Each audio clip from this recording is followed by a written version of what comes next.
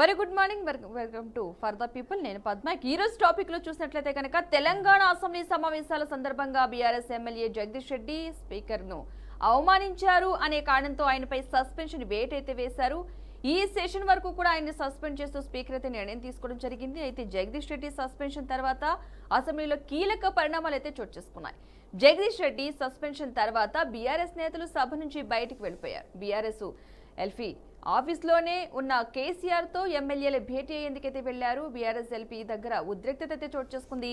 జగదీష్ రెడ్డిని బయటకు వెళ్లాలని మార్షల్స్ కోరారు. ఈ క్రమంలోనే మార్షల్స్ తో కేటీఆర్, హరీష్ రావు తలసాని వాగ్వాదానికి దిగిన వైనం అయితే మనం చూసాం. ఎల్పీ రూమ్ లో ఉంటే అభ్యంతరం ఏంటని మార్షల్స్ అయితే ప్రశ్నించడం కూడా జరిగింది. రూల్స్ ప్రకారం జగదీష్ రెడ్డి బయటకు వెళ్లాల్సిందేనంటూ కూడా మార్షల్స్ అయితే పట్టుపట్టారు. దీంతో రూల్ బుక్ చూపించాలని బీఆర్ఎస్ నేతలు కూడా అటు డిమాండ్ చేయడం జరిగింది. మొత్తంగా ఇదే అంశానికి సంబంధించి మనతో మాట్లాడడానికి లైవ్ లో మనతో పాటు సిద్ధంగా ఉన్నారు కాంగ్రెస్ నాయకులు వెంకట్ నాయక్ గారు, అదేవిధంగా అధికార ప్రతినిధి బీఆర్ఎస్ కు సంబంధించిన వ్యక్తి మరో జాయిన్ కాబోతున్నారు. ప్రస్తుతానికి రాజకీయ విశ్లేషకులు రామ్మోహన్ గారు, అదేవిధంగా బీజేపీ అధికార ప్రతినిధి వెంకటరెడ్డి గారు కూడా జూమ్ లైవ్ లో సిద్ధంగా ఉన్నారు. అందరికీ గుడ్ మార్నింగ్ అండి.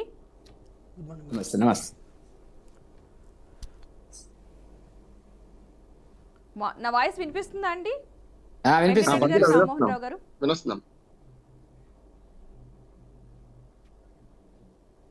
ఓకే, రైట్ అండి. మొత్తంగా మన దగ్గర ప్రస్తుతానికి వెంకట నాయక్ గారు పక్కనే ఉన్నారు కాబట్టి ఈయన్ని అడిగే ప్రయత్నం చేద్దాం. నిన్న జరిగిన పరిణామాలకు సంబంధించి అసలు మీ ఒపీనియన్ ఏంటి? అసలు ఆ పరిణామం కరెక్టా కాదా? అసలు ఏం జరిగిందని అలా జరిగిందంటారు? మేడం, ముందుగా మీకు ప్యానెల్ పెద్దలకు నమస్కారం మేడం. ఇక్కడ 10 సంవత్సరాలు వాళ్ళు చేసినప్పుడు ఈరోజు ప్రజాస్వామ్యం విలువల గురించి గుర్తు రాలేదు. కానీ నిన్న ఏదో సస్పెండ్ చేస్తే మాత్రం దాని వెనకాల 100 కారణాలను 100 కొర్రీలను వెనకాల పెట్టుకొని దాన్ని ఒక రాజకీయ చదరంగంగా మార్చే ప్రయత్నం చేశారు. సో ఒకటి చూడాలి మేడం, అక్కడ గడ్డం ప్రసాద్ గారు వికారాబాద్ ఎమ్మెల్యే అయినప్పటికీ కూడా వారు ఒక స్పీకర్ హోదాలో ఉన్నారంటే ఒక కాన్స్టిట్యూషనల్ సంబంధించింది ఒక రాజ్యాంగబద్ధ పదవిలో వారు ఉన్నారు. అంటే ఆ సభకు సంబంధించిన ఒక పెద్ద వ్యక్తి ఎవరైనా ఉన్నారంటే అక్కడ స్పీకర్ గారే ఉంటారు. అలాంటిది ఒక గవర్నర్ గారి ప్రసంగం మీద ధన్యవాద తీర్మానాన్ని పెడదామనుకున్నప్పుడు గవర్నర్ గారి ప్రసంగం మీద ధన్యవాదాలు తీర్మానం పెడదామనుకున్నప్పుడు గవర్నర్ గారి ప్రసంగంలో లోపాలను వెతకడం మాత్రమే వాళ్ళు పనిగా పెట్టుకున్న తర్వాత అది కాదు మీరు చేయాల్సింది, మీరు మాట్లాడాల్సిన విధానం ఇది కాదని చెప్పి ఒక మాట అనే ప్రయత్నం చేయడంలో భాగంగా మీరు ఈ మాట నన్ను అనొద్దు, కేవలం మా అందరితో మీరు మాత్రమే, ఒక సామెత ఉంటుంది వెనకాల నలుగురితో నారాయణ కులంతో గోవింద అని చెప్పి ఒక సామెత ఉంటుంది. ఆ సామెత ప్రకారం మీరు కూడా మా లాంటి ఒక వ్యక్తి అని చెప్పే చిత్రీకరణ చేసే ప్రయత్నం చేశారు. దీనివల్ల జరిగిన విషయం ఏందని నేను చెప్పే ప్రయత్నం చేస్తున్నాను మేడం.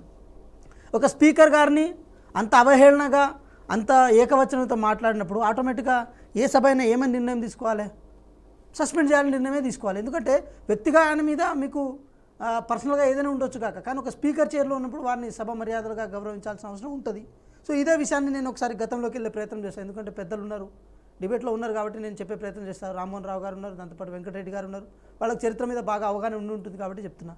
2017లో సంపత్ కుమార్ గారు కోమటిరెడ్డి వెంకటరెడ్డి గారిని ఆ రోజు కేవలం ఏది గవర్నర్ గారి ప్రసంగాన్ని ఏదో వాళ్ళు గట్టిగా అరిచే క్రమంలో భాగంగా అరిచారని చెప్పి వాళ్ళని మొత్తం శాసనసభ నుంచి వేటేసే ప్రయత్నం చేశారు. దానికి సంబంధించిన కాన్స్టిట్యూషన్ బుక్ని, రూల్ బుక్ని, ఎథిక్స్, దాంతోపాటు డిగ్నిటీ ఆఫ్ డెకోరం అని చెప్పి ఆ పదాలన్నీ పెద్దగా వాడి ఆ రోజు హరీష్ రావు గారు దానికి శాసనసభ వ్యవహారాల మంత్రిగా ఉన్నారు. అదేవిధంగా మధుసూదనాచారి గారు స్పీకర్గా ఉన్నారు. ఆ రోజు ఈజీగా వారిని వేటు వేసి మిగతా కాంగ్రెస్ సభ్యులందరినీ సస్పెండ్ చేసే ప్రయత్నం చేశారు. కానీ అలాంటి పని కాంగ్రెస్ ప్రభుత్వం చేయలే. కాంగ్రెస్ ప్రభుత్వం అంతా దుందుడుగా వెళ్ళలే. ప్రభుత్వంగా కానీ పార్టీగా కానీ ఆ శాసనసభలో కానీ శాసన మండలిలో కానీ ఎటువంటి వైరుధ్యాలైనా ఉండొచ్చు కాక, సరే ప్రజల పక్షాన మేము పనిచేస్తున్న సందర్భంలో వారి తరపున మాట్లాడాలి, వారి తరపున వకాలు తప్పుచాలన్న భావన మీకు ఉండొచ్చు, మేము కాదని అంటలేము. కానీ మేము ఏమంటున్నామంటే మీరు మాతో ఎన్ని కొర్రీలు పెట్టుకున్నా మేము దాన్ని కొంత ఒక సహనంతో మేము ఓపిక పడతాం. కానీ ఒక స్పీకర్ గారిని అడ్రస్ చేసేటప్పుడు, స్పీకర్ గారిని మాట్లాడేటప్పుడు ఏకవచనంతో మాట్లాడడం తప్పని చెప్పినాం. ఏది ఆ రూల్ బుక్ ఆ రోజు మీకు ఏ రూల్ బుక్ అయితే పనిచేసిందో అదే రూల్ బుక్ ఈరోజు పనిచేస్తుంది. మీరున్నప్పుడు ఒక రూల్ బుక్, మేమున్నప్పుడు ఒక రూల్ బుక్ అయితే ఉండదు కదా మేడం. సో ఆ కారణం చేత జరిగిన ప్రక్రియ. దీన్ని అక్కడ అంటే ఒక దళిత నేతను స్పీకర్గా మేము ఉంచితే వారిని అక్కడ అవమానపరిచి అంబేద్కర్ గారి విగ్రహం ముందుకు వచ్చి మేమేం తప్పు చేయలేదు, ప్రజాస్వామ్యం జరిగింది, హాని జరిగింది అని చెప్పి దాన్ని రాజకీయ కోణంలో చేసుకునే ప్రయత్నం చేస్తారు. మరి ఇదెంతవరకు కరెక్ట్ అని అనుకోవాలి. సో మేమేమంటున్నామంటే మేడం, మీరు ఒకటే గమనించండి, శాసనసభలో కేవలం ఏ మాట జరిగినా కూడా అది సబ్జెక్టు అంశంగా డిస్కషన్ జరిగితే బాగుంటుంది. కానీ కేవలం దాని రాజకీయ కోణం ప్రతి విషయంలో కేసీఆర్ గారు చుట్టూ చూపంగా ఒక రోజు వచ్చారు, వచ్చి మళ్ళీ ఫామ్ హౌస్కి వెళ్ళిపోయారు. ఒకసారి లాస్ట్ బడ్జెట్ సెషన్లో ఒకసారి వచ్చి ఆ బడ్జెట్ ప్రతులు ఏదో చదివారు, మళ్ళీ వెళ్ళిపోయారు. మేమేమంటున్నాం, బాధ్యతతో ప్రతిపక్షం అనే హోదా నుంచి మీరు ఎప్పుడో తప్పుకున్నారు. ఈరోజు కొత్తగా మాట్లాడేదే ఉంది, కొత్తగా మీరు చెప్పేదే ఉంది. ఆ బాధ్యతను మీరు మర్చిపోయారు కదా. సో ఆ బాధ్యతను మీరు గుర్తెరగండి. కేసీఆర్ గారిని అసెంబ్లీకి రమ్మని చెప్పండి, చెప్పి మాట్లాడమని చెప్పండి. వాళ్ళు దిశానిర్దేశం తగ్గట్టు మీరు మాట్లాడారు. కానీ ప్రతి ఒక్కళ్ళు మేము హీరోలు, మేము తోపులం, మేము తురుములం, 10 సంవత్సరాల పాటు ఈ రాష్ట్రాన్ని మేము ఏలినోళ్ళం, మేము ఎక్కడ తక్కువ అని చెప్పి మిమ్మల్ని మీరు అహంకారం ప్రదర్శించే ప్రయత్నం చేసినప్పుడు ఎవరు ఊరుకుంటారు? ఎవరు ఊరుకోవాలి? రాజకీయంగా మాకు ఎన్ని ఇది ఉన్నా కూడా మేము ఊరుకుంటాం, మాకు తప్పలేదు.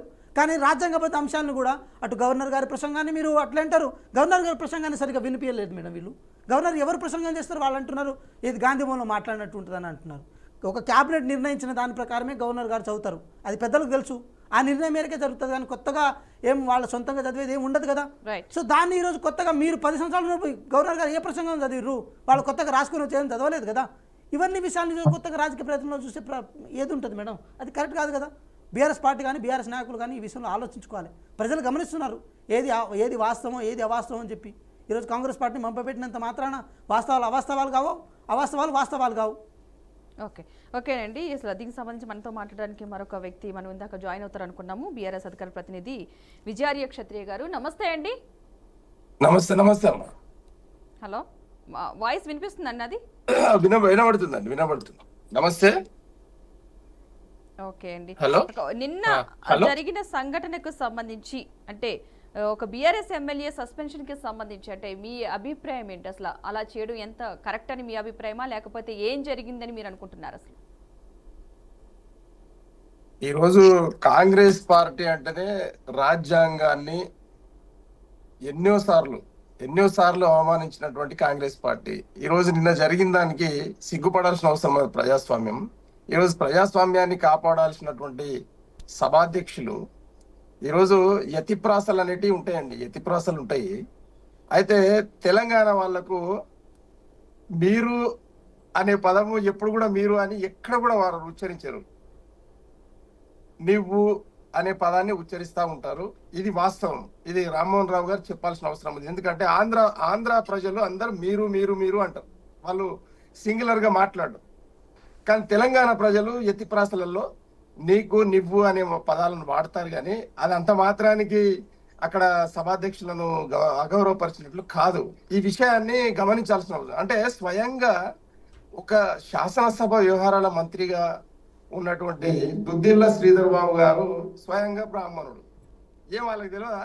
యతిప్రాసల వాళ్ళకి తెలియదా? అంటే ఒక మాజీ మంత్రివర్యులు చక్కగా దాన్ని ఉదహరిస్తూ ఏది మన గవర్నర్ గారి మరి సమావేశంలో మాట్లాడినటువంటి మొత్తం పాఠాన్ని ఉదహరిస్తూ ఆయన ఒక్కొక్క అంశంగా ఆయన చెప్తా ఉన్న క్రమంలో ముగ్గురు వెంకటరెడ్డి గారు, మరి బట్టి విక్రమార్క గారు, అలాగే శ్రీధర్ బాబు గారు ముగ్గురు ఆయన డిస్టర్బెన్స్ చేసి వాళ్ళ కోసమేమో 1.5-2 గంటలు కూర్చోవాల. వీళ్ళేమో ఒక్కడికి ముగ్గురు లేచి డిస్టర్బెన్స్ చేస్తూ ఉంటే మరి ఆయన వాస్తవంగా ఏ సభ్యుడైనా నేనైనా కూడా అసహనానికి గురైన పరిస్థితి ఉంటుందండి. అట్లా వీళ్ళకి ఇచ్చిన అంటే సభా వ్యవహారాలలో ఎవరిని ఏ విధంగా ప్రవర్తించాలి అనేది ఇక్కడ బీఆర్ఎస్ పార్టీకి నేర్పాల్సిన అవసరం లేదు. కానీ స్వయంగా శాసనసభ వ్యవహారాల మంత్రి రెచ్చగొట్టి శ్రీధర్ బాబు గారే రెచ్చగొట్టి ఈ పంచాయతీ తెచ్చిపెట్టిండు. ఈరోజు మరి ఒక్కటండి, రాజ్యాంగబద్ధంగా రిజిస్టర్డ్ అయినటువంటి పార్టీకి పరిపాలన కానీ ప్రతిపక్షంలో ఉండే ఏ పార్టీకి కూడా కులము, మతము, ప్రాంతము, ఉప ప్రాంతము, లింగ భేదాలు ఉన్నాయండి. దానికి ఆపాదించడం అనేది చాలా శుద్ధ తప్పు. రెండవది, అట్లనే ప్రభుత్వ పదవులకు ఏ కులాలు, మతాలు, ప్రాంతాలు అవన్నీ ఉన్నాయండి. కానీ వీళ్ళు దళిత పదాన్ని ఎస్సీ ఎస్టీలను వాడుకొని వాళ్ళ పేరు మీద బ్రతుకుతున్నటువంటి, వాళ్ళ పేరు మీద బ్లాక్మెయిల్ చేస్తున్నటువంటి ఈ కాంగ్రెస్ పార్టీ ప్రభుత్వాన్ని ఏమనాలో మాకు అర్థం అవ్వట్లేదు. నిన్న జరిగిన సందర్భం లైవ్ లో అందరు చూశారు, ప్రజలు కూడా చూశారు. ఎక్కడ కూడా జగదీశ్వర్ రెడ్డి గారి ఒక పొల్లు, ఒక అక్షరం కూడా తప్పు లేదండి. ఆయన ఒక మాజీ మంత్రివర్యులు, సీనియర్ ఎమ్మెల్యే, ఆయనను పట్టుకొని మరి అనవసరంగా కాంగ్రెస్ పార్టీ ప్రభుత్వం యొక్క మాటలు విని సభాధ్యక్షులు అనేట ఆయన అన్ని పార్టీలకు సమానం. ఇంకొకటండి, కోడ్ ఆఫ్ కండక్ట్ లో సభా వ్యవహారాలలో మీరు చదువుకోండి. అసలు సభాధ్యక్షులు ఏం చేయాలి అని అంటే సభ అనేది అందరిది, ప్రజలది. పార్టీలు అనేటివి బయట. మీరు ప్రజల ద్వారా ఎన్నుకోబడి వచ్చిన తర్వాత ఇది అందరి సభ, అందరి సమానంగా ఉండాలా అన్నప్పుడు మీరు చూడండి, పార్టీల కండువాలు సభలో వేసుకోరండి. పార్టీల కండువాలు సభలో వేసుకొని రావద్దు, ఏ పార్టీ వాళ్ళైనా సరే. దాన్ని ఎవరు ఖండించాలండి? సభా వ్యవహారాల మంత్రి ఏం చేస్తా ఉన్నారండి? సభాధ్యక్షులు ఏం చేస్తా ఉన్నారండి? అంటే కోడ్ ఆఫ్ కండక్ట్ ను వీళ్ళు నిర్వహించాల్సిన అవసరం లేదా? అట్లా రెండవదండి, స్వయంగా ముఖ్యమంత్రి గారు రేవంత్ రెడ్డి గారు గౌరవనీయులు గడ్డం ప్రసాద్ గారిని మరి ఆయన సభాధ్యక్షులుగా, శాసనసభ స్పీకర్గా వాళ్ళు నామినేట్ చేసి, మరి దానికి సభా వ్యవహారాల మంత్రి గారు మా తొలి ముఖ్యమంత్రి కేసీఆర్ గారితో ముచ్చటించిన తర్వాత వాళ్ళు యునానిమస్ గా వాళ్ళు ప్రసాద్ కుమార్ గారిని ఎన్నిక చేసిందండి. అంటే ఇంకొక క్యాండిడేట్ నిలబెట్టకుండా. అంటే దీంట్లో గౌరవ గడ్డం ప్రసాద్ గారి మీద ఎలాంటి ఆలోచన విధానం ఉండి ఉంటుంది? బీఆర్ఎస్ పార్టీకి ఆలోచన చేయండి. అంటే ఈరోజు దళితుల్ని అని ఆ దళిత పదము వాస్తవంగా రద్దు చేయబడ్డది. ఆ పదాన్ని వాడొద్దు అని చెప్పేసి రాజ్యాంగబద్ధంగా రద్దు చేయబడ్డది. దాన్ని జీవోలు కూడా ఉన్నాయండి. ఇదే పెద్దలు ఏ పార్టీ వాళ్ళైనా, మా పార్టీ వాళ్ళు కానీ, వాళ్ళ పార్టీ వాళ్ళు కానీ, ఇంకో పార్టీ వాళ్ళు కానీ, ఏ పార్టీ వాళ్ళైనా అసలు ఆ పదాన్ని ఉపయోగించొద్దు, ఉచ్చరించొద్దు, రాయకూడదు, పలకకూడదు. ఆ దాన్ని కావాలని ఈరోజు కించపరిచే విధంగా మాట్లాడడం అనేది స్వయంగా రేవంత్ రెడ్డి గారు మొదటి సీఎం కాగానే స్పీకర్గా ఎన్నికయిన తర్వాత మొదటి ప్రసంగంలోనే రేవంత్ రెడ్డి గారే మేము ఒక దళితుని స్పీకర్ చేసినామని చెప్పి ఎన్నిసార్లు ఉచ్చరించారో మీరు ఆ ప్రసంగాన్ని మీరు వినాలి. అంటే అసలు కేసు ఎవరి మీద పెట్టాలంటే రేవంత్ రెడ్డి గారి మీద కేసు పెట్టి బొక్కలో వేయాల్సిన అవసరం ఉన్నది. ఎందుకనంటే ఆ పదము ఉచ్చరించకూడదు. స్వయంగా ఒక శాసనసభ సభ్యుడు అయి ఉండి, మరి అలాగే ముఖ్యమంత్రి అయి ఉండి, ఆయన్నే సభకు ఈ విధంగా నేర్పిస్తే, ఆయన్నే ప్రజలకు ఈ విధంగా నేర్పిస్తే ఇది ఎక్కడి ప్రజాస్వామ్యం అండి? అందుకోసం ప్రజాస్వామ్యం కూని అయ్యింది నిన్న. ప్రజాస్వామ్యం నిండు సభగా రాజ్యాంగబద్ధంగా, అంటే ప్రజల కోసం, ప్రజల ద్వారా, ప్రజల చేత వచ్చినటువంటి ప్రభుత్వం మరి ఎవరి కోసం ఉన్నట్టు? అంటే ప్రతిపక్షంలో ఉన్నటువంటి ఈ పార్టీ మరి ప్రజల కోసం మాట్లాడకపోతే ఎవరి కోసం మాట్లాడాలి? మేము 100% జగదీశ్వర్ రెడ్డి గారి ఒక్క పైసా, ఒక అనాక్షరం కూడా తప్పులేదు. ఆయన ప్రజల కోసమే మాట్లాడుతూ ఉన్నాడు, రైతుల కోసమే మాట్లాడుతూ ఉన్నాడు, యువకుల కోసమే మాట్లాడుతూ ఉన్నాడు ఆ ప్రసంగంలో. మరి ఆ ప్రసంగ పాఠం చక్కగా ఉంటే ఆయన డిస్టర్బ్ చేస్తా ఉన్న క్రమంలో ఇక్కడండి అటెన్షన్ డైవర్షన్ పాలిటిక్స్ లో, ఒక సెకండ్ అండి, అటెన్షన్ డైవర్షన్ పాలిటిక్స్ లో ఈరోజు నిన్న మరి పెద్ద ఆయన కేసీఆర్ గారు సభకు వచ్చిండండి. మరి వచ్చినప్పుడు గౌరవంగా మాట్లాడాలి కానీ ఇక స్టేచర్ మీద ఉన్నాడు, ఇయ్యాలనో రేపు కాటికి వెళ్ళిపోతున్నాడు అని ఆయన ముందల్లే మాట్లాడితే ఆయన పిల్లగాడు సొంత పుట్టిన కొడుకు కేటీఆర్ గారు సభలో ఉన్నారు ఎమ్మెల్యేగా. అరే ఇది ఎక్కడన్నా ఏమండి ఒక తండ్రిని ఆ విధంగా మాట్లాడవచ్చా? లేదు, ఒక రాష్ట్రాన్ని తెచ్చినటువంటి పెద్ద ఆయనను అట్లా మాట్లాడవచ్చా ఒక రేవంత్ రెడ్డి గారు? అంటే ఈ రెచ్చగొట్టే రాజకీయాలను ఎందుకు రేవంత్ రెడ్డి గారు చేస్తా ఉన్నారు? రావణ కాష్టంగా తయారు చేయదలుచుకున్నారా ఈ రేవంత్ రెడ్డి గారు? అంటే ఆయనకు సభా మర్యాద తెలియదా? లేదు వ్యక్తికి ఇచ్చే మర్యాద తెలియదా? లేదు ఒక ప్రధాన ప్రతిపక్షం తెలంగాణ రాష్ట్రాన్ని తెచ్చినటువంటి ఒక పెద్ద ఆయనకి ఇవ్వాల్సిన విలువ ఇవ్వకుండా ఈ రోజు అన్యాయంగా నిన్న ఆ మాట మాట్లాడితే తెలంగాణ మొత్తం లేచి నిలబడితే దాన్ని డైవర్షన్ పాలిటిక్స్ లో భాగంగా నేను జగదీశ్వర్ రెడ్డి గారిని పెట్టుకోండి. ఏంటండి విజయరాయ్ గారు ఇప్పుడు రేవంత్ రెడ్డి గారు సభలో మాట్లాడారా మొన్న? మరి సభలో మాట్లాడకపోతే ఆడ మాట్లాడు, బయట మాట్లాడు. ఒక విషయం ఇప్పుడు ఏమైతుందంటే వెంకటరెడ్డి గారు ఒక మాట చెప్పండి. ఇప్పుడు విజయరాయ్ గారి స్ట్రాటజీ ఏంటంటే కేసీఆర్ గారు అసెంబ్లీకి రావట్లేదు కదా, ఏదో ఉత్తగా ఏం రావట్లేదు, వెనకాల ఒక కారణాన్ని జోడించి ఆ కారణం చేత రావట్లేదు అని చెప్పే ప్రయత్నం చేస్తున్నారు లాస్ట్ కి. ఇప్పుడు ఆ కారణం చేత ఈ సంవత్సరం మొత్తం ఇక రారిగా, మళ్ళీ నెక్స్ట్ బడ్జెట్ సెషన్ కు ఒక రోజు వస్తారు, ఆ ప్రతులు చూస్తారు, మళ్ళీ వెళ్ళిపోతారు. ఇక అంతే ఉంటది, ఇంకేం లేదు. మీకు అధికారం కావడం కోసం కారణాలు కావాలి. తర్వాత వస్తామే మేము మొగలము 100% దించిన తర్వాత వస్తాం. ఈ అహంకారమే ఫామ్ హౌస్ లో కూర్చోబెట్టిందన్నా, ఈ అహంకారమే ఫామ్ హౌస్ లో కూర్చోబెట్టింది, ఈ అహంకారమే ఫామ్ హౌస్ లో కూర్చోబెట్టింది, ఆ అహంకారము ఫామ్ హౌస్ లో కూర్చోబెట్టింది. మమ్మల్ని గోసబెట్టిండి కేసీఆర్ గారిని అన్యాయంగా అన్నాడు మాటలన్నీ. ఒక్కొక్క మాట వింటా ఉంటే రక్తం ఇట్లా కాలుతా ఉంటది. అలాంటి సంబంధించిన మంచి సామెత రామ్మోహన్ రావు గారే చెప్పాలి. సామ్రాజ్యం తెచ్చిపెట్టిండా? అరే రెడ్లు మంచాలే బట్టలు ఇప్పుకొని పేదలకు న్యాయం చేయాలని కోరుకునే రెడ్డి సామాజిక వర్గంలో ఉండి అన్యాయంగా రెడ్లను అన్యాయంగా ఈ రోజు బద్నాం చేస్తా ఉన్నాడు రేవంత్ రెడ్డి ఆ కమ్యూనిటీని. అరే అందరికి కోపం వచ్చేలాగా చేస్తా ఉన్నాడు. ఇదెక్కడి పద్ధతి అండి? నాకు అర్థం కాదు రేవంత్ రెడ్డి గారిది. అరే ప్రతి మాటకు మరి ఇదే వెంకటరెడ్డి గారు, మరి ఆయన కూడా భారతీయ జనతా పార్టీ 70 ఏళ్ళు ఆయన కూడా వచ్చినాయి. మరి ఆయన ఏ రోజు కూడా ఎవరిని కూడా వేరే రకంగా మాట్లాడితే అరే ఒక మర్యాద ఇవ్వాలి. అసలు ఆ కమ్యూనిటీకి మర్యాదలు వేస్తున్న ఏకైక నాయకుడు ఎవరన్నా ఉన్నట్టు రేవంత్ రెడ్డి గారు ఉన్నారు. ఓకే. ఇప్పుడు మీరు మాత్రం కమ్యూనిటీ కన్సర్న్ తీసుకోవచ్చు, మీరు రాజకీయ స్టేట్మెంట్ కోసం మీరు కమ్యూనిటీ కన్సర్న్ తీసుకురావచ్చు. ఎక్కడండి ఇది? Okay right. వెంకటరెడ్డి గారు మీరు చెప్పండి, అసలు నిన్న జరిగిన ఆ సిచ్యువేషన్ కి సంబంధించి మీరేమంటారు? అసలు జరిగిన దాని పట్ల మీ అభిప్రాయం ఏంటి అసలు? ఇప్పుడు ఒకటి మేడం, లైవ్ లో ఉన్నటువంటి పెద్దలు రామ్మోహన్ రావు గారితో సహా బీఆర్ఎస్ కాంగ్రెస్ ప్రతినిధులందరికీ, మీకు అందరికీ కూడా నమస్తే.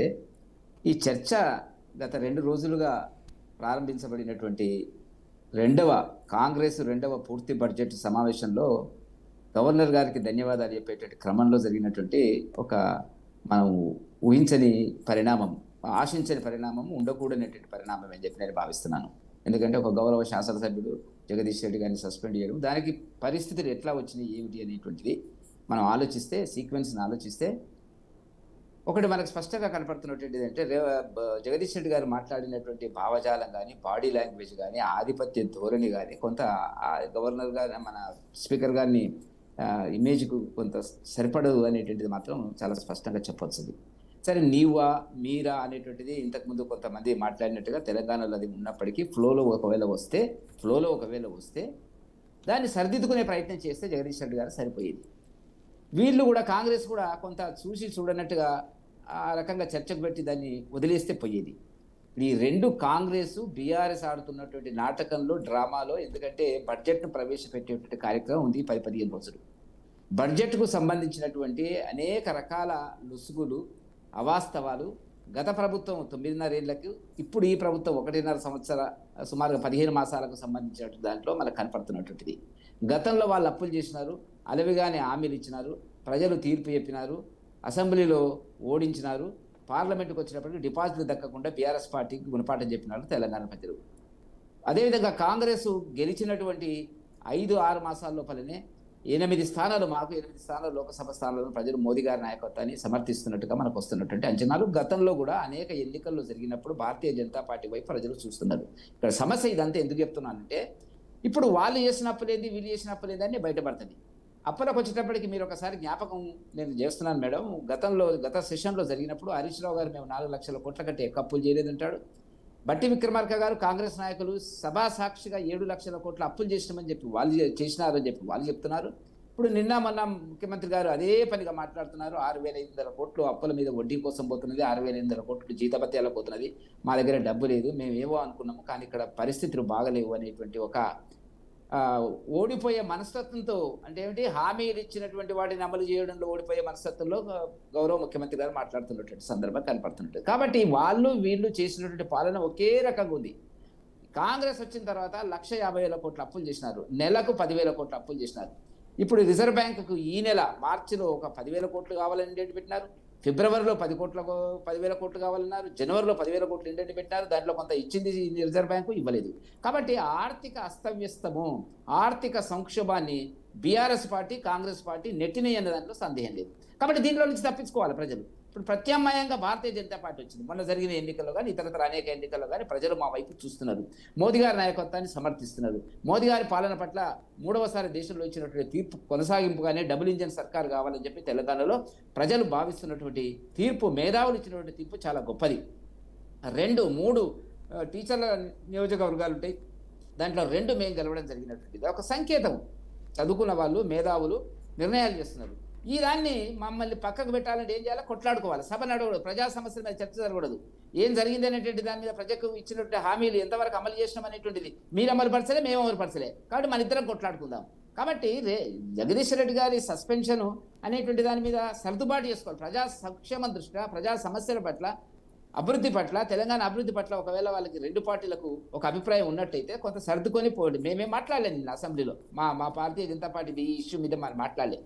కాబట్టి మేము తెలుసుకున్నది ఏంటంటే, సర్దుబాటు చేసుకొని ప్రజా అభివృద్ధి కోణం లోపల మంచి బడ్జెట్ ప్రవేశపెట్టి ప్రజా అవసరాలు ఏమున్నాయి అనేటువంటి దాని కింద అన్ని విషయాలు బయటకు వస్తే బాగుంటుంది. అన్ని విషయాలు బయటకు రావడానికి బీఆర్ఎస్ పార్టీకి ఇష్టం లేదు, కాంగ్రెస్ పార్టీకి ఇష్టం లేదు. ఎందుకంటే అప్పుల కూపంలోకి 2 నెట్టినాయి కాబట్టి ఇప్పుడు దీంట్లో తప్పించుకొని బయటపడాలనేటువంటి దాని కింద ఇప్పుడు ఇది ఒక సంకేతం. గౌరవ మాజీ ముఖ్యమంత్రి గారు ఒక రోజు వచ్చినారు, రాలేదు. మన ఏదో ఒక టీవీ ఛానల్లో చెప్పాను మరుసటి రోజు నుంచి రాడు అని చెప్పింది. కాబట్టి బాధ్యత లేకుండా ప్రధాన ప్రతిపక్ష పార్టీ హోదాను అనుభవిస్తూ ప్రజల యొక్క డబ్బును అనుభవిస్తూ సభకు రానటువంటి ఇది ప్రజలు తీర్పు చెప్తారు, అది వేరే సంగతి. కాబట్టి నేను చెప్పదలుచుకున్న పాయింట్ ఏంటంటే ఈ రెండు పార్టీలు వచ్చే బడ్జెట్ రేపు ప్రవేశపెట్టేటువంటి బడ్జెట్ను చర్చించకుండా, బడ్జెట్లో లొసుగులు అప్పులు ఏమేం జరిగింది అనేటువంటి ప్రజలకు చెప్పకుండా, ప్రజలకు విజ్ఞప్తి చేసేటువంటి పద్ధతిలో ఫలా ఇవ్వాలి. ఏంటంటే ఇది ఈ రకంగా తీసుకొస్తున్నటువంటి ప్రయత్నం. కాబట్టి దీంట్లో రాజకీయాలు ఉన్నవి, ఈ చర్చ ఇట్లా జరగకూడదు. ఏదో ఒకటి సర్దుబాటు చేసుకోండి. సర్దుబాటు చేసుకునేటువంటిది ఆయన దేశం మాట్లాడింది ఒకటి, వీళ్ళు మాట్లాడింది ఒకటి. గతంలో బీఆర్ఎస్ ప్రభుత్వం ఏ రకమైనటువంటి పద్ధతిని కాంగ్రెస్ ప్రతిపక్ష పార్టీల మీద ఇతర పార్టీల మీద అనుసరించిందో అదే పద్ధతి వల్ల కాంగ్రెస్ కూడా అనుసరిస్తున్నటువంటి పద్ధతి. గతంలో కోమటిరెడ్డి వెంకటరెడ్డి గారిని, సంపత్ కుమార్ గారిని చేసినటువంటి పద్ధతులు పనిచేస్తున్నారు. ఇప్పుడు నిన్న జగదీష్ రెడ్డి గారు మాట్లాడుతున్నప్పుడు మధ్యలో కోమటిరెడ్డి వెంకటరెడ్డి గారు ఇతర మంత్రులు జోక్యం చేసుకున్నారు. ఇదే పద్ధతి కేసీఆర్ జమానాలో కూడా అసెంబ్లీలో జరిగిన మాట వాస్తవం. కాబట్టి రెండు పార్టీలకు ఏమి లేదు, దొంది, రెండు అవినీతి, అసమర్థ పాలన, కుటుంబ పాలన. ఈ కేంద్రంగా వాళ్ళు ఏంటంటే అసెంబ్లీని వాడుకొని బయటపడేవంటి. మామూలుగా చూస్తే ఇప్పుడు ముందు బిల్లు పెట్టారు, దళిత ఎస్సీ వర్గీకరణ పెట్టారు, అవి బిల్లు పాస్ చేసుకుంటారు. అదేవిధంగా బీసీకి పెడతారు. ఆ తర్వాత అసెంబ్లీ దీనికి ఏది బడ్జెట్ పెడుతున్నారు, చాలా చాకచక్యంగా పెడుతున్నారు ముందు చూపుతోని. అదేదో గెల్టన్ చేసుకొని అన్ని డిపార్ట్మెంట్లు చేసుకొని బయటపడేటువంటి. ఎందుకంటే లోతుగా పోతే భారతీయ జనతా పార్టీ అనేక అంశాలను ముందుకు తీసుకొచ్చేటి. నిన్న మా మహేశ్వర్ రెడ్డి గారు కూడా మాట్లాడడం జరిగింది, సమస్యల మీద మాట్లాడడం జరిగినట్టుంది. కాబట్టి ఇవి టైం పాస్ ముచ్చట్లు, ప్రజలు డైవర్ట్ చేసే రాజకీయాలు రెండు పార్టీలు చేస్తున్నవి. ఇది మంచిది కాదు తెలంగాణకు అనేటువంటిది మాత్రం మేము చెప్పదలుచుకున్నాము. అందుచేత ఏంటంటే ఈ కోణంలో ఆలోచించినప్పుడు రెండు పార్టీలు ఒక అండర్స్టాండింగ్ లేదని వాళ్ళు అంటున్నారు. రేపు స్టాలిన్ గారు పెట్టేటువంటి మీటింగ్కు బీఆర్ఎస్ పార్టీ పోతుంది. అండర్స్టాండింగ్ ఉన్నది వాళ్ళకు, పోవాల్సిన అవసరం లేదు కదా. మేము ఆ దక్షిణానికి అన్యాయం జరుగుతుంది అనే దానికి కట్టుబడి ఉన్నామనేటువంటిది. కాబట్టి అవగాహన, రెండు పార్టీలు దొందే, రెండు మళ్ళీ ఇంతకుముందు చెప్పినట్టుగా అవినీతి పార్టీలు. ప్రజల పట్ల అభివృద్ధి పట్ల వాళ్ళకు దృష్టి లేదు, వాళ్ళకు ఆకాంక్ష లేదు. కాబట్టి మనం కొట్లాడుకుందాం, మీరు ఒకటే కదా, కొట్లాడుకుంటే భారతీయ జనతా పార్టీ పక్కకుంటది అనేటువంటి అభిప్రాయం లోపల ఇవాళ తెలంగాణ రాజకీయాలు నడుస్తున్నాయని చెప్పి మా భారతీయ జనతా పార్టీ యొక్క ఏకాభిప్రాయం. ఓకే, రైట్ అండి. ఇప్పుడు ఒక స్మాల్ బ్రేక్ తీసుకుని మనం ఈ డిబేట్ అయితే కంటిన్యూ చేద్దాం. ఇప్పుడు ఒక స్మాల్ బ్రేక్ తీసుకుందాం. Stay tune. Welcome back. Rammohan గారు, మీరు చెప్పండి, అసలు ఇది అసెంబ్లీలో, తెలంగాణ అసెంబ్లీలో బీఆర్ఎస్ ఎమ్మెల్యేని ఒక సస్పెన్షన్కు గురి చేయడం, అసలు ఈ అంశానికి సంబంధించి మీ అభిప్రాయం ఏంటి అసలు? పద్మ గారు, మీకు యువమిత్రుడు వెంకట్ గారికి, అట్లాగే పెద్ద వెంకటరెడ్డి గారికి, విజయార్య గారికి అందరికీ నమస్కారం. అట్లాగే బీఆర్కి న్యూస్ ప్రేక్షకులకు కూడా. ముగ్గురిది విన్నాం కదా. ప్రజలు కూడా అసెంబ్లీ నిన్న సాక్షిగా అందరం లైవ్ చూసాం ఆల్మోస్ట్. నేను రూల్ బుక్ చెప్తాను. ఎందుకంటే రూల్ బుక్ అంతా ఇంగ్లీష్లో ఉంటుంది, తెలుగులో కూడా ఉన్నది. కానీ తెలుగుకు ఇంగ్లీష్కి తేడా ఉంటుంది. ఇంతకుముందు విజయారయ్య గారు చెప్పినట్టు తెలంగాణలో నువ్వే అని అంటాం, మీరని పెద్దగానం. కానీ కొన్ని సందర్భాల్లో మన తమ్ముడు స్టేజ్ మీద ఉన్న తమ్ముడు రాంపణీధర్రావు అని నేను చెప్తా. ఎందుకు, నాకన్నా 10 ఏళ్ళు చిన్నవాడైనా సరే అటు సభాధ్యక్షుడిగా ఉన్నప్పుడు లేకున్నప్పుడు మీరు అని అంటాం. మామూలుగా అదే సాంప్రదాయం అంతే. కానీ ఇక్కడ తెలంగాణ సామెత కంటే, తెలంగాణ మన భాష వరవడి కంటే రూల్ బుక్ నేను చదివిన వాడిని అని చెప్తున్నాను. వెంకటరెడ్డి గారికి తెలుసు, విజయారయ్య గారికి తెలుసు, వెంకట గారు కూడా యువమిత్రుడు చాలా మంచి ఎక్సర్సైజ్ చేసి వస్తారు. వాళ్ళకి ఎక్సర్సైజ్ అంటే కసరత్తు కాదు, అవగాహనతో చేస్తున్నారు. కనుక ఇక్కడ యు అనే మాట ఒకటి ఉందన్న. ఇంగ్లీష్ లో మీరు అనే మాట లేనలేదు, బహువచనం లేనలేదు, యు అనే ఉండదు. అందులో అయితే నేను రూల్ బుక్ లో యు అనొచ్చు. దట్ ఫెలో, దిస్ ఫెలో అంటాం. చిన్నప్పుడు నేను అనుకునేవాడిని ఏంటంటే ఫెలో అంటే తిట్టు అనుకునేవాడు, యూజ్లెస్ ఫెలో అని తిట్టేవారు కదా. యూజ్లెస్ ఫెలో అంటే ఆ ఫెలో అనేది వ్యక్తి అంతే. అట్లా ఇక్కడ ఫెలో అంటే నేను తిట్టు అనుకునేవాడిని చిన్నప్పుడు, 4వ తరగతి 3వ తరగతి ఉన్నప్పుడు. కనుక ఫెలో అంటే తప్పు కానంటే నువ్వు అంటే కూడా తప్పు కాదు.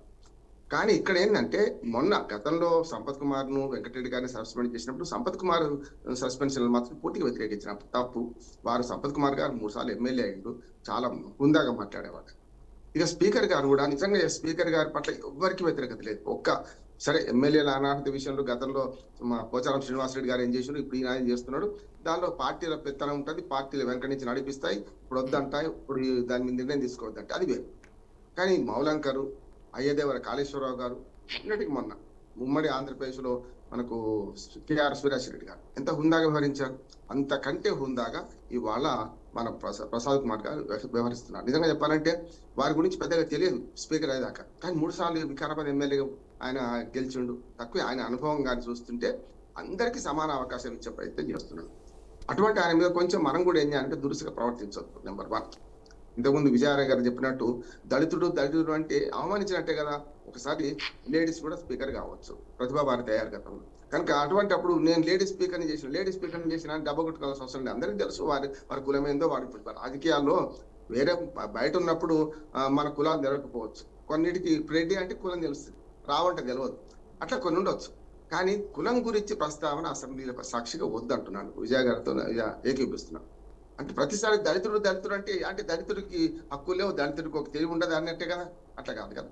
ఆయన ఒక మంచి ఎమ్మెల్యేగా గెలిచిండు, అనుభవం ఉన్నది, స్పీకర్ గా మొట్టమొదటిసారి చేస్తున్నా, అందరికీ అవకాశం ఇస్తున్నా. అవకాశం ఇవ్వడానికి కూడా రూల్ బుక్ ఉన్నది. మళ్ళీ ఇప్పుడు ఇవాళ గతంలో 2014లో 21 సీట్లే వచ్చినాయి కాంగ్రెస్, దాన్ని బట్టి టైం ఇచ్చారు. తర్వాత 19 సీట్లు వచ్చినాయి, దాన్ని బట్టి టైం ఇచ్చారు. ఇప్పుడు ఏమైందంటే ఆల్మోస్ట్ శాసనసభలో 1/3, 40 ఉంటే 1/3 అన్నట్టు 38 ఉన్నది, 39 గెలిచి ఒకటి పోయింది. 1/3 సమయం ఇచ్చే అవకాశం ఉంటది కదా. ఎందుకు అసహనంగా ఉంటున్నారండి? ఎప్పుడు కూడా పద్మ గారు చర్చలో వెలుగు పుట్టాలి, వేడి పుట్టకూడదు. ఇవాళ ఏమైంది? గవర్నర్ ప్రసంగం మీద ఏది మనకు ధన్యవాదాలు తీర్మానం.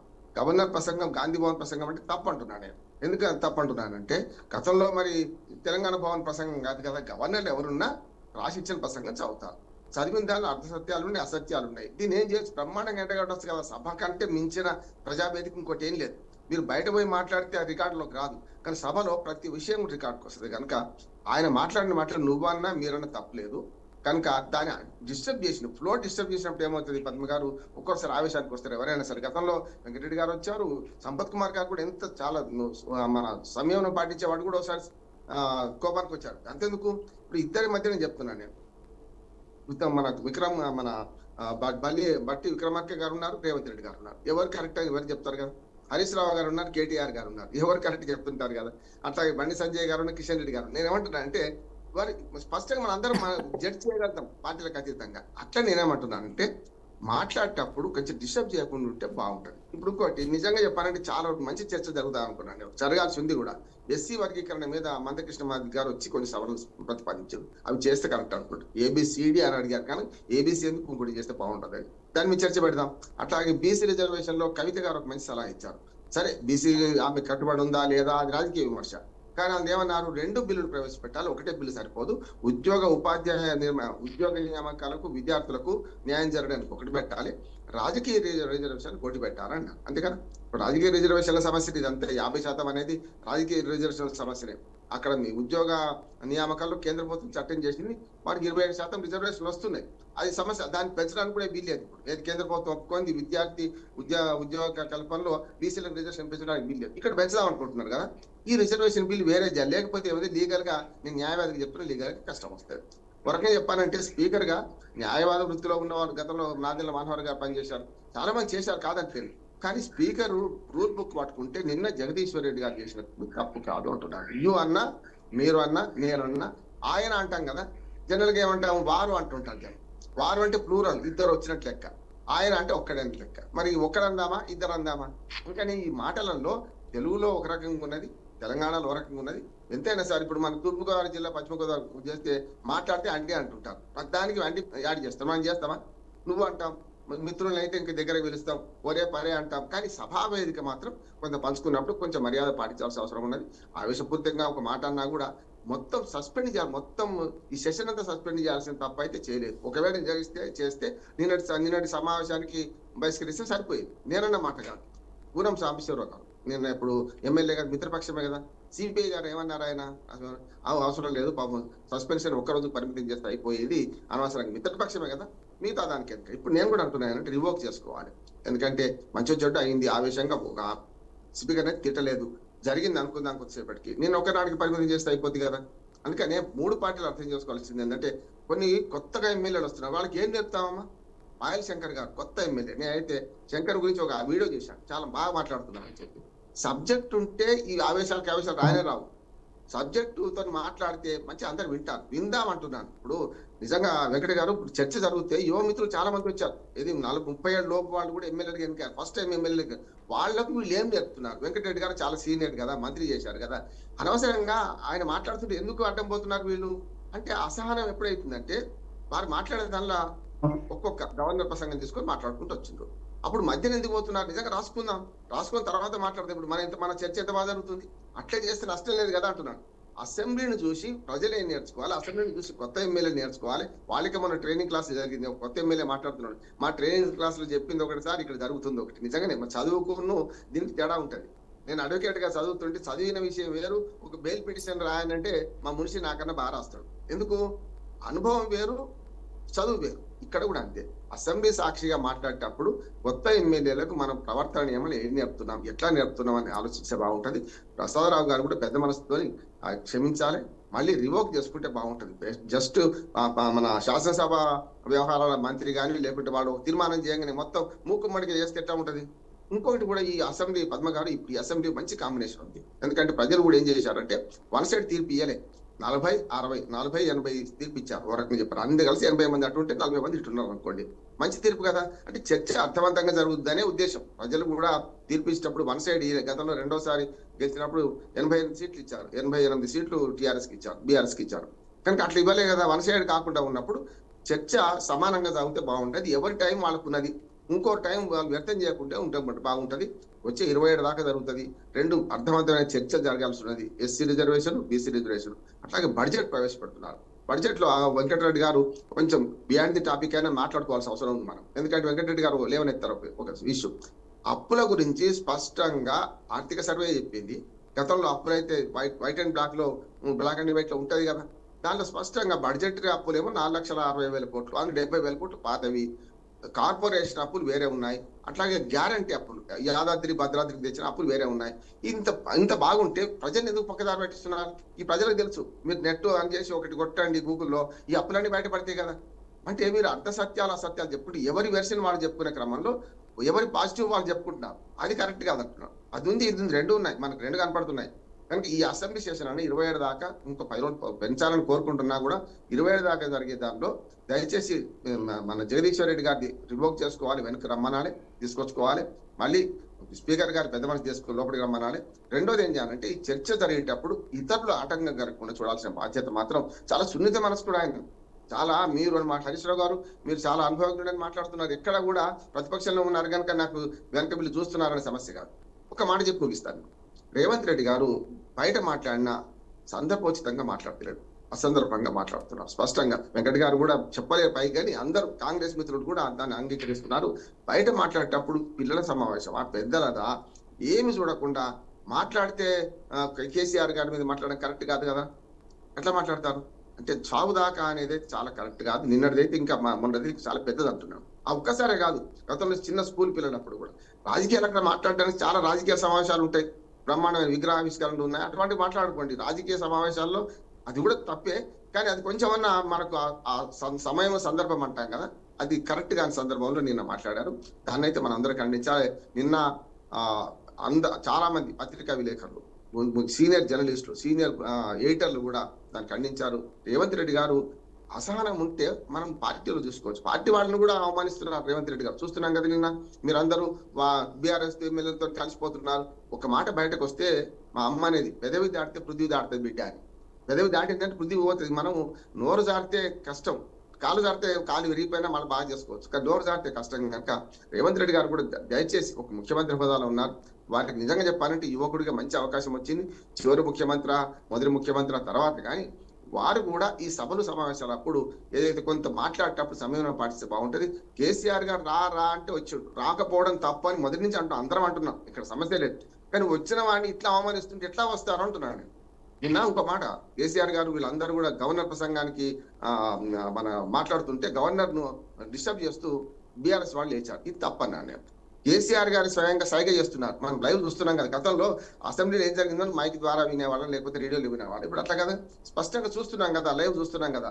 ఇప్పుడన్నా మనం గమనించాల్సింది ఏంటంటే వారు వారించారు, వారిస్తే వినలేదు కొందరు, అది కరెక్ట్ కాదు. వారించినట్టు అందరు వినాల్సిందే. బీఆర్ఎస్ సభ్యులు కూడా కొంచెం క్రమశిక్షణ పాటించి ఇట్లాంటి పెద్ద ఆయన కూడా చెప్తే వినలేదు అనే మాట చెప్పుకుంటారమ్మా. మొత్తం మీద ఏంటంటే ఇక ముందైనా ఇట్లాంటి పొరపాటు జరగకుండా మంచిగా సభను ఉందాగా నడపడానికి సభాసారథిగా అన్ని రకాల అర్హతలు ఉన్న ప్రసాదరావు గారిని అందరం గౌరవిస్తాం. సార్ ఒక మాట సార్ నేనేమంటున్నా అంటే, ఇప్పుడు గవర్నర్ గారి ప్రసంగం అప్పుడు కేసీఆర్ గారు వారించేదాకా వారు ఏది అరిచారని అనుకున్నప్పుడు నిన్న కూడా స్పీకర్ గారు కొంతవరకు మిమ్మల్ని మీరు కంట్రోల్ చేసుకునే ప్రయత్నం చేయండి అని చెప్పారు ఆల్రెడీ జగదీష్ రెడ్డి గారిని. సో చెప్పిన కారణాన్ని వాళ్ళు ఏంటి, అరే నాకు సజెషన్ ఇచ్చారో లేకపోతే నన్ను ఇంకా టైం ఇస్తారని అట్లా చూడలే. ఎవరైతే అట్లా సజెషన్ ఇచ్చారో వాళ్ళ మీదనే తిరగబడే ప్రయత్నం చేశారు కదా సార్. సో మేమేమంటున్నాం, ఇప్పుడు లాస్ట్ సార్ 2017లో కూడా గవర్నర్ గారి ప్రసంగాన్ని అడ్డుకున్నారనే కారణం చేతనే కాంగ్రెస్ పార్టీకి సంబంధించిన 2 సభ్యుల పైన మొత్తానికి వేటేశారు, మిగతా సభ్యులందరూ సస్పెండ్ చేసిర్రు. సో ఇదే జరిగిన ప్రక్రియ కాబట్టి ఇక్కడ ఇదేంటి, ఇన్ కేస్ ఆ డిగ్నిటీ డెకోరం కనుక మనం కాపాడే ప్రయత్నం కనుక చేయకపోతే సస్పెండ్ అనేది శాశ్వతంగా జరిగింది అయితే కాదు కదా సార్. ఈ సెషన్ వరకు అయితే ఉంటుంది. దానివల్ల మిగతా ఇప్పుడు మీరు చెప్పిన లెక్క ప్రకారమే పార్టీలకు అతీతంగా కాంగ్రెస్ కానీ బీఆర్ఎస్ కానీ బీజేపీ కానీ ఏ సభ్యులైనా సరే నేర్చుకుంటారు కదా, అరే మనం స్పీకర్ని గౌరవించాలి, వారి పట్ల మనం మంచిగా మాట్లాడాలి. ఇప్పుడు పార్టీల పరంగా ఎటువంటి భేదాభిప్రాయాలు ఉండొచ్చు కాక, రాజకీయాల ఓడలు అయితే ఎవరు శాశ్వతంగా కూర్చోడానికి రాలే. కానీ ఆ శాసనసభ వ్యవహారాలకు సంబంధించిన అంశాల మీద కొంచెమైనా బేసిక్ అయితే ఉండాలి కదా. ఇప్పుడు నేను ఇంకో విషయం కూడా చెప్పాలి, వెంకటరెడ్డి గారు మీరే చెప్పాలి. పార్లమెంట్లో రాహుల్ గాంధీ గారు ఏ మాట మాట్లాడినా కూడా బీజేపీతో ఒక విభేదం ఉన్నప్పుడు కూడా, వైరుధ్యం ఉన్నప్పుడు కూడా ఏ రోజు స్పీకర్ గారిని వ్యక్తిగతంగా మాట్లాడే ప్రయత్నం చేయరు కూడా. చేస్తే ఏమవుతుంది, అటు రాహుల్ గాంధీ గారిని కూడా అదే ప్రయత్నం చేయాల్సిందే. ఎందుకంటే అది మనం ఇప్పుడు వ్యక్తుల్లో మనం ఉంటాం పోతాం సార్, కానీ కాన్స్టిట్యూషన్ అనేది అల్టిమేట్ కదా. అది నిన్న ఇక్కడ కనపడలేదు అనేదే జరిగింది. ఇప్పుడు ఇంకో విషయం కూడా చెప్పాలి, మరి బీజేపీ సభ్యులు చాలాసార్లు మాట్లాడే అవకాశం వచ్చింది, మరి ఎవరిని కూడా కాంగ్రెస్ ప్రభుత్వం ఇప్పటివరకు సస్పెండ్ చేయలేదు ఎందుకో మరి. అంటే బీజేపీ వాళ్ళతో మాకేమైనా ఇది ఉంటుందా? ఇదేం ఉండదు కదా సార్. వాళ్ళు ఒక డిగ్నిటీ మెయింటైన్ చేశారు, క్వశ్చన్ చేసినా కూడా అర్థవంతంగా క్వశ్చన్ చేశారు, అది ఉండాలి. కానీ ఒక మాట అయితే ప్రధానంగా చెప్పే ప్రయత్నం చేసిన నిన్న అసహనం కనపడ్డది. ఆ అసహనం అనేది ఒక వ్యక్తిని టార్గెట్ చేసేంత కనుక మారే ప్రయత్నం జరిగినప్పుడు ఆటోమేటిక్గా ఇలాంటి ప్రక్రియలు జరుగుతుంది. ఇంకో విషయం కూడా చెప్తా, విజయారే గారు ఎండగడతాం అన్నారు కదా. నేనేమంటున్నా, ప్రతిపక్ష హోదా వచ్చిన తర్వాత ప్రజల పక్షాన అసెంబ్లీ వేదికగా మీరు కనీసం కేసీఆర్ గారు ఒక్క సెకండ్ అయినా మాట్లాడారని మేము అడుగుతున్నాం. ఒక్క సెకండ్ అయినా కనుక మాట్లాడుంటే అప్పుడు ప్రజల పక్షాన మీరు ఎండగట్టినట్టు ఉంటుంది. ఎండగట్టుడు లేదు, ఇంకేం లేదు, మొత్తం గడ్డగట్టుడే ఉంది ఇక్కడ. అయితే సోదరులు వెంకట్ గారు మంచిగా చక్కగా మాట్లాడడం నేర్స్తారు, చాలా సంతోషం మాకు. కానీ కాంగ్రెస్ పార్టీని వెనకేసుకురావడం, నిన్న సభాధ్యక్షులు చెప్పిన దాన్ని జగదీశ్వర్ రెడ్డి గారు చక్కగా విన్నారు, ఆయనకేం అడ్డం మాట్లాడలే. అయితే తాను చెప్పింది ఏంటంటే, సార్ వాళ్ళని కూర్చోబెట్టండి, వాళ్ళు కూర్చుంటే పెడితే నేను మళ్ళీ మాట్లాడతా, మొదలు పెడతా, వాళ్ళని కూర్చోబెట్టండి మొదలు, వాళ్ళు అక్కడ అల్లరి చేస్తా ఉన్నారు, నేను మాట్లాడితే ఏమి వినబడుతుంది అని చెప్పి పలుసార్లు ఆయన మరి విన్నవించుకోవడం జరిగిందండి. అయినా వాళ్ళు వినలేదు. స్పీకర్ గారి మాట ఒరిజినల్ గా ఎవరు వినలేదంటే కాంగ్రెస్ సభ్యులు మంత్రులు వినలేదాడ, లేచి లొల్లి పెట్టిండ్రు. ఇక ఈయన బయటికి వేయాలని చెప్పి అల్లరి స్టార్ట్ చేసిరండి. ఆ చిన్న పిల్లలు ఆయన అవును అనుకుందాం, ఒక సభ్యుడిది నోరు జారింది అనుకుందాం, నోరు జారితే సవరించుకోవాల్సిన అవసరం లేదా అంటే, జగదీశ్వర్ రెడ్డి గారు ఒక చిన్న పొలువైన మాట, ఒక నీవు అన్నంత మాత్రాన దాన్ని ఇంత పెద్దగా చేయాల్సిన అవసరము శ్రీధర్ బాబు గారికి ఏముంది, మల్లు బట్టి విక్రమ గారికి ఏముంది, లేకపోతే ఇంకా తక్కిన సభ్యులకి ఏముందని అంటే, మీకు సెంట్రలైజేషన్ చెప్తే అసలు పంచాయతీ ఏందనేది ఒక రోజు ముందు మొత్తం ఎమ్మెల్యేలు ముఖ్యమంత్రి గారితో మాట్లాడి ఈ సభను ఏ విధంగా నడపాలని చెప్పి వాళ్ళు ముందే ప్రీ ప్లాన్డ్ గా ఇంకా వేరే మార్గం లేదు, స్పీకర్ గారిని సెంట్రలైజ్ చేసి స్పీకర్ గారి మీద ఏదో రెచ్చగొట్టే వ్యాఖ్యలు ఖచ్చితంగా వాళ్ళు చేస్తారు.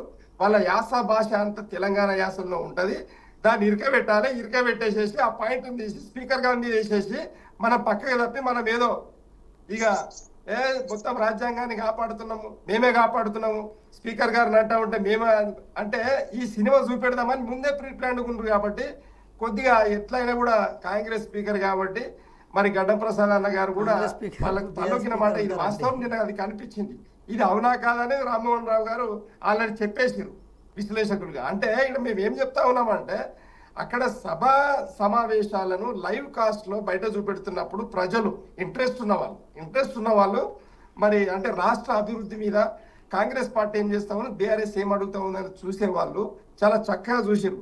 దీంట్లో మేము కాదనట్లే ఏంది అని అంటే, ఈరోజు కేసీఆర్ గారు వారిస్తున్నా కూడా అవతల నుండి లేచి మాట్లాడుతున్నారు అని అంటే, ఎప్పుడైనా కూడా అందరి మైండ్ సెట్ అట్లనే ఉండదండి. కాంగ్రెస్ వాళ్ళు 64 మంది ఉన్నా కూడా ముఖ్యమంత్రి గారు వారిస్తే కూడా లొలిపెట్టే ఎమ్మెల్యేలు లేరా, మరి ఉన్నారు కదా అన్నప్పుడు అది సర్వసహజం. అది ఏంటంటే 4 గోడల మధ్యలో అది ఒక ప్రజాస్వామ్యానికి గర్భగుడి, అందులో మాత్రమే కొట్లాడుకోవాలి, మాట్లాడుకోవాలి, దాన్ని మొత్తం తీర్మానం సభాధ్యక్షులు ఉన్నారు కాబట్టి ఆయన ఆర్డర్లో నడవాలి, ఆయన ఆర్డర్లోనే చట్టాలు రావాలి, ఆయన మాట వినాలి. కొట్లాడుకోవడానికి కూడా తిట్టుకోవడానికి కూడా వెసులుబాటు ఉందండి. ఇది Okay. క్లారిటీ ఇస్తా ఉన్నాం సభ లోపల. కానీ దాన్ని లైవ్ కాస్ట్ లో పెడుతున్నారు అనేది వీళ్ళు మర్చిపోయి వాళ్ళు ఇష్టం ఉన్నట్టు వాళ్ళు వివరించడం వల్ల కొద్దిగా పార్టీ మీద కూడా ప్రభావం పడుతుంది, వ్యక్తిగతంగా కూడా ప్రభావం పడుతుంది అనే దృష్టి పెట్టుకొని ఎమ్మెల్యేలందరూ మంత్రులందరూ నడుచుకుంటూ చాలా చక్కగా ఉంటుంది. ఎందుకంటే ఈరోజు అసలు ఉన్న పంచాయతీ ఏంటంటే కాంగ్రెస్ నుండి నిజమైన కాంగ్రెస్ నాయకులు ఎవరన్నా ముఖ్యమంత్రి అయితే ఇంత దుర్మార్గంగా ప్రవర్తించే వాళ్ళు కాదు. ఇదే వాస్తవం. ఎందుకు అనంటే ఇక్కడ కాంగ్రెస్ పార్టీని బొందబెట్టాలి అంటే ముఖ్యమంత్రి స్థానంలో కూర్చున్నటువంటి రేవంత్ రెడ్డి గారు ఆయన కాంగ్రెస్ పార్టీ మేలు కోరట్లేదు అనేది ఇక్కడ అర్థమవుతా ఉంది. లేకపోతే బహిర్గతంగా కూడా అవే వ్యాఖ్యలు, లోపల సభలో కూడా అవే వ్యాఖ్యలు అని అంటే ఇది ఎంత దుర్మార్గం అండి. ఇంకా వేరే పని లేదా? కేసీఆర్ గారు తిడితేనే తెలంగాణ అభివృద్ధి చెందినట్ట ఏందండి ఇదే మరి అన్యాయం? ఒక ముఖ్యమంత్రి స్థానము గౌరవంగా నీ అదృష్టవశాత్తు వచ్చింది, అది చంద్రబాబు గారు వల్ల వచ్చింది అనేది ప్రపంచానికి మాకు కాదు, ఒక్క బీఆర్ఎస్ పార్టీ ప్రపంచానికి తెలుసు. అయితే వినండి రేపు పొద్దుగా లేదంటే ఆంధ్రాను బాగుపరుచుకోవాలంటే తెలంగాణను డ్యామేజ్ చేయాలి.